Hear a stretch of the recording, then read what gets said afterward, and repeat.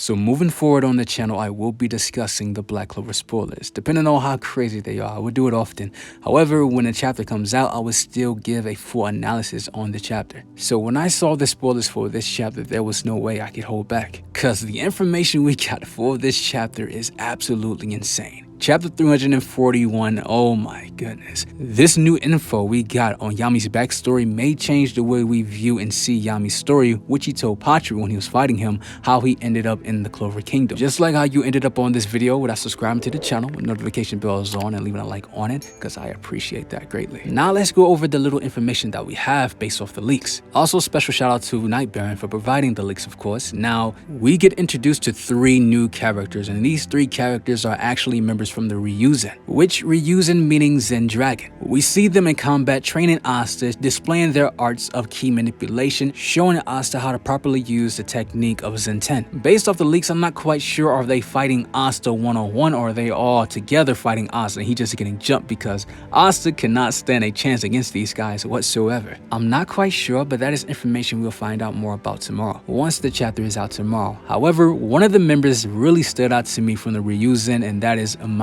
The reason why is because based off her design, it lets me know what her type of Yojutsu is, which is aka magic in the line of the sun. I noticed that she has lightning bolt symbols at the ends of her hair, which lets me know that her Yojutsu magic type will most likely be lightning. Or Tabata could throw in a twist there, and it could be something with electricity. We never seen an electricity magic type in the series, so that'll be something new. And honestly, I kind of hope that it is electricity type magic, because I feel like Gaja and Luck already displayed the absolute power and limits that you can use with lightning magic, with the variations of true magic and ultimate magic. But of course, she could bring something new to the table as well with her power of ki manipulation, because Tabata, by adding this new power system in the series, it already changes everything, so the way she will use lightning will be completely unique to her. Now, based off the other 2 designs of the Ryuzen, I can't really tell what their magic type will actually be, but I will save my thoughts about it. I will theorize about that more in the next video. However, I do hope that the members of the Ryuzen are not like the Spirit Guardians 2.0,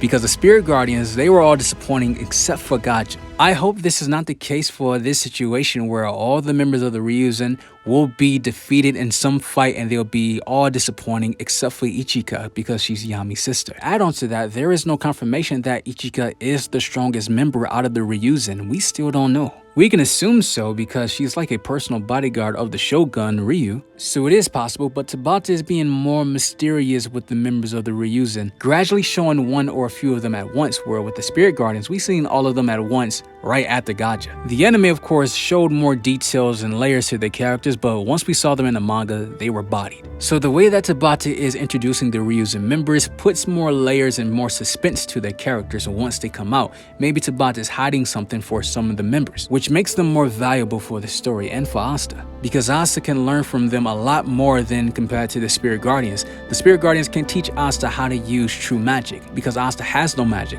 but these Ryuzen members can teach Asta how to manipulate his ki and how to get better with Zen 10, because the way that Asta uses his ki corresponds with the way he uses his devil power, his anti-magic. So this makes Asta so strong to the point where he will be able to contend with Lucius, someone that is using soul magic, time magic, and gravity magic. With all 3 of those combined together, those powers just seem unbeatable, and Lucius most likely probably is going to get stronger the next time we see him, because I'm pretty sure that paladin form may not be Lucius' strongest form. I believe he was just showing off to Asta. He may have something else that's even greater than that. In the leaks, we also find out that Asta is getting a better understanding of how to use the power of Zen 10. And he noticed that everyone uses it differently depending on the kind of person they are. Zen 10 being the power of 10, some people use that power of 5 in their legs twice, which adds up to 10. But some people will hit the power of 2 5 times, which 2 times 5 equals 10. What we saw in last chapter, chapter 340, when Ichika swung her sword at Asta and it just sliced open so many bamboos, that could have been a moment where she used the power of Zen 10 and the power of 10. Maybe her way of showing Asta, this is what I can do to you if I really wanted to hit you right there.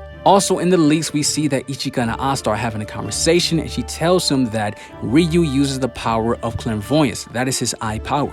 His right eye can see every phenomenon that is happening in the present. And that is such an amazing power, because that right eye allows him to see everything that is happening, not just within his own country, but also in different countries like the Clover Kingdom. And not just the Clover Kingdom, but obviously the whole world. And if that's the case, That would be insane. I can't wait to see how this actually affects him in combat as well. Ichika then starts fangirling about Ryu, saying that even though he doesn't have any Yoryoku, his popularity, his wisdom, his clairvoyance united the land in a very turbulent time. She explains to Asta that she's only doing this, she's only training Asta for his sake because she trusts him, meaning Ryu, and he also saved her life. So she owes him a lot, and we see her smile in this panel as well, and that is shocking because we'd never seen her smile. I thought it was hard for her to smile, and seeing her smile seems a little bit out of the ordinary, but it's fitting. After hearing this though, Asta couldn't help but to smile. He starts talking about that Yami's childhood friend Ryu and are amazing people, and you guys both resemble his ki. He tells Ichika that he owes Yami a lot because Yami made it possible for Asta to create his dream, to walk the path of his dream. He just goes on and on about how much of an amazing person Yami is to him, but Ichika shuts him down and says, stop talking about that man. And Asta is confused, like, what? You mean Captain Yami, your brother? Aren't you interested in talking about your brother? Also, Asta goes on to explain that Yami told him that the reason why he drifted off to the Clover Kingdom because he was in a shipwreck when he was fishing. And Ichika explains to Asta that I don't want to hear anything about that. That man is a scum and he's probably just making up things, saying dumb things. And Asta is so lost. He's like, why do you speak of your brother that way? And Ichika dropped a bombshell. She tells Asta that Yami killed their entire family clan. And based off the spoilers, the chapter ends with a flashback between Ichika and Yami before he went to the land of the sun when he was still a child.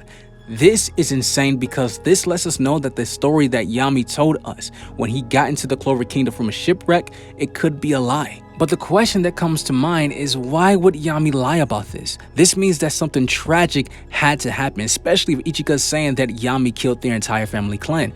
Did Yami really do something like that? He doesn't seem like that kind of person. We now know that Yami has a sister, and he never spoke about his sister whatsoever. He never talked about his family. Did Yami kill his family and then run away to a different country, or was Yami forced out or had to run away and there was no other choice? He had to run away from someone or something and he was framed. But Yami killing his entire family doesn't sound too realistic, and here's why. Ryu states that the last time he saw Yami, he was 13 years old. We know when Yami was in the Clover Kingdom at a young age, he received a grimoire, and you can only receive a grimoire when you're 15 years old. So this means that Yami was in the Clover Kingdom for 2 years. Yami did not have a scroll. If he had a scroll, that would have showed up in the Clover Kingdom. So obviously, a 13-year-old, how was it possible for him, for barely any magic power whatsoever, he was able to kill off his entire clan? Like, he was on some Itachi type beat? I think not. There's a possibility that his family was slaughtered by people or devils or people that are using devils. The reason why I say this is because there is something in the flashback in the background that stood out and is very important and very telling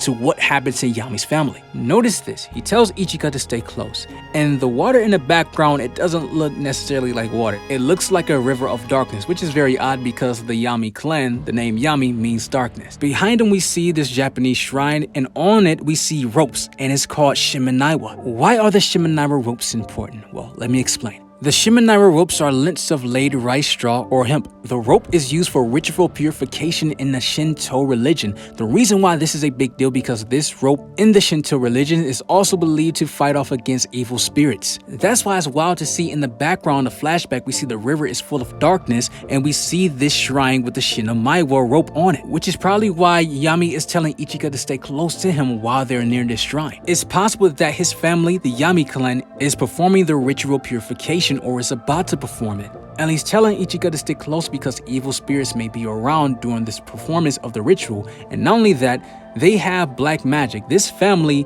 are connected to dark magic, a power source that is connected to the underworld. And we know in real life that black magic is also connected to devils because you can use that power to summon evil spirits. In demonology, it's stated that it's a power to summon Lucifer or Lucifuge Rofakel, which is a high-ranked devil that's in hell, that's also connected to black magic. I already stated in many videos that Lucifugus in Black Clover is a reference to Lucifuge Rofakel in demonology. And what's crazy is that when we see Lucifugus in the story, when he used his power, we saw black dust come out that killed Nox's entire family, the same black dust we see from Yami and also his sister Ichika, which possibly she also has dark magic as well. Something that Asta was able to point out when he saw the darkness from her. So honestly, it's very possible that the Yami clan was performing a ritual that day in the flashback and something happened. Something went wrong and possibly possibly that involved devils which killed his entire family, or people killed his entire family, and Yami was framed for it, or everyone thought he did it, and he had no way to prove it that he didn't do it, and he had to leave, he had to escape, but it separated him and his little sister. But that's just one possibility. So I will save all my thoughts for the next video. Be sure to subscribe so you can see my video once the chapter comes out, so I can break down and give you guys a full analysis once the chapter comes out.